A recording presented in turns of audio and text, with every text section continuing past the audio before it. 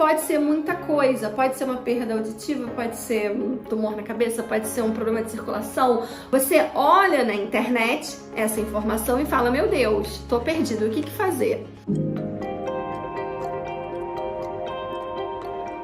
Meu nome é Patrícia Mano, eu sou otorrino, especialista em otoneurologia pela USP, e hoje eu vim conversar com vocês sobre zumbido. Zumbido, ele é um sintoma. Apesar de muita gente acreditar que ele é uma doença, na verdade ele não é uma doença. Ele é um sintoma, ele é uma manifestação. Dito isso, existem várias causas que podem levar o paciente a ter zumbido. E aí a gente diz então que o zumbido, ele é um sintoma multifatorial. Ele tem várias causas possíveis. O paciente que tem zumbido, né, ele percebe essa sensação e se ele for jogar num lugar, né, numa internet hoje em dia, é uma maneira, uma forma de comunicação que a gente tem hoje, que a gente faz uso, talvez ele fique um pouco perdido com a quantidade de informação disponível e isso pode gerar um certo desespero. Porque parece que pode ser muita coisa, pode ser uma perda auditiva, pode ser um tumor na cabeça, pode ser um problema de circulação, pode ser uma lesão, enfim, pode ser muita coisa, né? Você olha na internet essa informação e fala, meu Deus, tô perdido, o que fazer?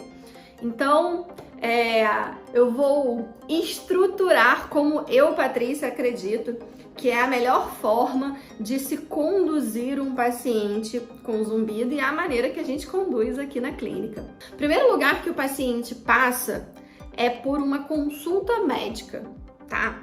Por que uma consulta médica? O médico é o único capaz de resolver o zumbido? Não. Dependendo da causa do zumbido, como eu falei, como o zumbido ele é multifatorial, existem vários fatores que podem estar levando você a perceber esse sintoma e pode ser, inclusive, que o principal foco de tratamento não seja do médico. Pode ser, por exemplo, que seja um zumbido somatosensorial, que é um tipo de zumbido que vem de músculos e articulações. O principal agente de tratamento nesse perfil de paciente vai ser o fisioterapeuta especialista em zumbido, né? E o médico talvez tenha um papel secundário. Mas por que eu realmente acredito que a avaliação médica é fundamental? Como eu comecei falando, um sintoma multifatorial merece ser visto em todos os ângulos. O paciente, ele merece ser visto integralmente, globalmente.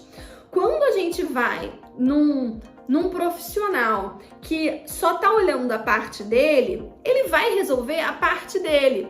Mas pode ser que esse paciente tenha outros fatores agravantes, outros fatores associados que para um melhor resultado deveriam ter sido resolvidos previamente ou concomitantemente para você conseguir um tratamento diferenciado, que é o que a gente quer, né? A gente quer ou a resolução desse sintoma ou o alívio desse sintoma. Afinal de contas, aliviar também é tratar, né? Então, quando a gente recebe um paciente, nós médicos recebemos um paciente zerado de zumbido, as primeiras condutas, né, as primeiras avaliações passam por uma avaliação bioquímica completa, né, uma avaliação do seu exame de sangue e também uma avaliação da sua audição. E nesse momento eu vou querer até um foco especial para isso. Porque o paciente que está com zumbido e tem uma perda auditiva e um paciente que está com zumbido que não tem uma perda auditiva, que não apresenta uma lesão auditiva, são pacientes completamente diferentes para o médico. Porque o paciente que tem perda auditiva, a principal coisa, a primeira coisa que você vai olhar é para essa lesão. A gente sabe, isso já é comprovado na literatura, que lesões auditivas favorecem o aparecimento do zumbido.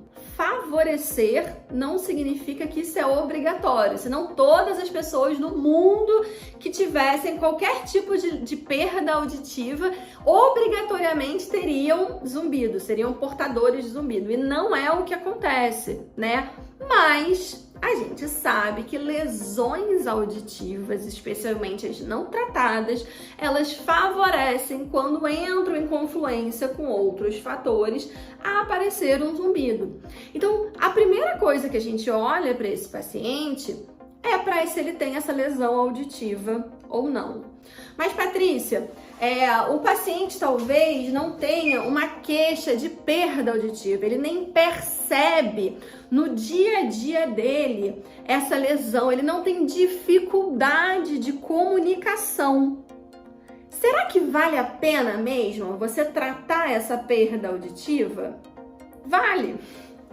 Pensando num paciente que está sofrendo de zumbido, né? Ele tem uma queixa que está mudando a qualidade de vida dele. Porque se não tivesse mudando a qualidade de vida dele, ele não entrava nem no consultório, ele não estaria nem buscando aquele tipo de consulta.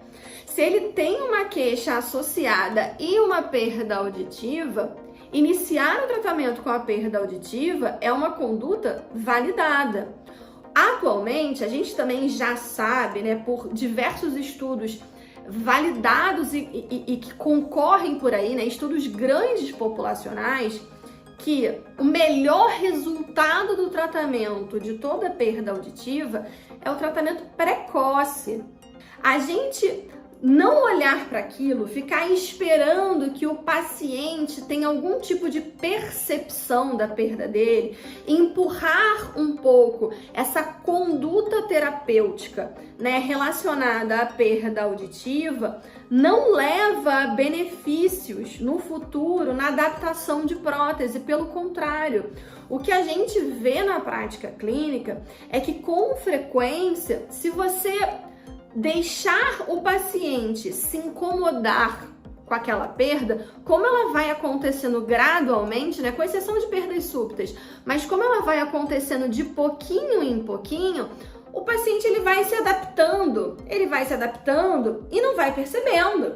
Porque ele está mudando a vida dele, ele aumenta um pouco mais a televisão, ele evita ir em determinados lugares, ele evita entrar em determinadas atividades sociais para não ter que lidar com aquilo de que ele não entende muito bem o que está sendo falado. Então ele vai se distanciando dessa qualidade auditiva que ele tinha. Essa menor estimulação central da audição, porque a periferia está envelhecendo ou está lesionando, né? Está ouvindo menos, e centralmente esse processamento auditivo também vai sendo menos estimulado. Quando a gente espera chegar esse momento para o paciente ter uma consciência de eu não estou ouvindo, ou eu até escuto, mas eu não entendo o que está sendo falado, quando a gente pega esse perfil de paciente e vai tentar uma adaptação a uma prótese auditiva, além dos aparelhos terem que ser muito mais caros, né? Porque agora exige uma tecnologia muito maior do que exigia lá no início. Nesse momento, a adaptação é muito mais desafiadora. E com frequência, a gente precisa usar de artifícios como uma fonoterapia associada a essa adaptação, para que esse paciente ele seja melhor estimulado nesse seu processamento auditivo.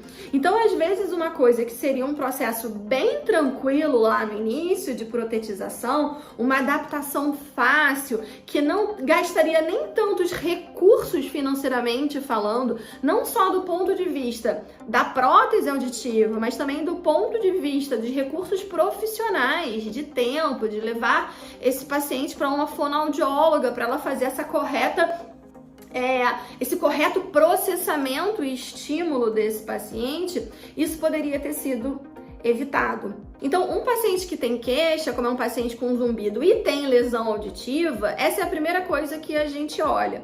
Além disso, quais são as outras coisas que são super importantes na avaliação desse processo? Então, como eu já falei, as questões bioquímicas, às vezes o paciente ele tem uma alteração de colesterol, uma alteração de glicose, de insulina, uma alteração de algumas vitaminas que a gente sabe que tem correlação com a percepção desses sintomas.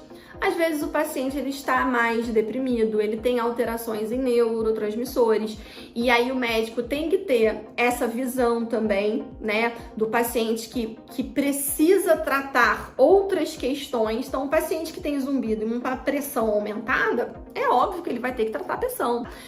Diabetes, que é super frequente, é muito frequente o paciente abrir o quadro e a gente descobrir aqui no otorrino que ele tá diabético. Então são situações que a gente não pode ignorar e que é por esse motivo que eu reforço essa bandeira sim da multidisciplinaridade, sem dúvida, porque é a maneira que a gente trabalha, que a gente vê os melhores resultados, mas eu trago um pouco da centralização, ao menos nesse início do tratamento, ao papel do médico que tem esse olhar global do paciente, que vai ver como tá o sono desse paciente, que vai avaliar se esse paciente tem outras dores, tá? Se ele tem dor nos locais, porque isso também influencia na percepção do zumbido, que vai fazer uma avaliação minimamente, que óbvio não vai se comparar a um fisioterapeuta, mas de contraturas e outras queixas musculares, que vai fazer uma avaliação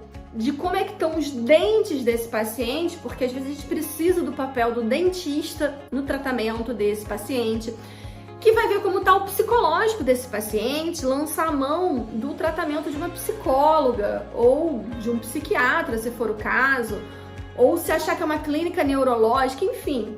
Então, um pouquinho de consciência sobre a multidisciplinaridade para vocês, trazendo luz também sobre a questão auditiva. Eu espero realmente que eu possa ter auxiliado e em breve a gente conversa mais um pouquinho sobre isso.